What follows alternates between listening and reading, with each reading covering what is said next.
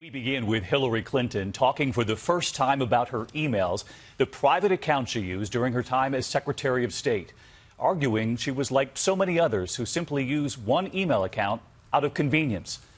Mrs. Clinton saying before the cameras, looking back, it would have been better if I'd used a second email account.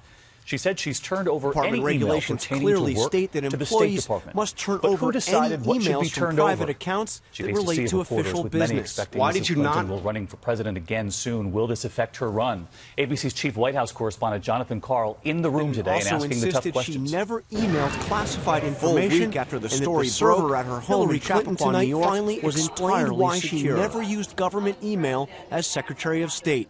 It simply wasn't convenient. Looking back, it would have been better for me to use two separate phones and two email accounts. I thought using one device would be simpler, and obviously it hasn't worked out that way. A crush of reporters turned out for what was Mrs. Clinton's first full press conference in over 2 years. Her responses were careful. She often looked at notes, insisting the only emails she deleted were purely personal. They had nothing to do with work, but I didn't see any reason to keep them. The laws and regulations in effect when I was Secretary of State allowed me to use my email for work. Why did you wait to turn those emails over? I mean, the rules say you have to turn them over. Secretary Clinton. Secretary Clinton. I'd be happy to have somebody talk to you about the rules. I fully complied with every rule that I was governed by. Mrs. Clinton. It had numerous safeguards.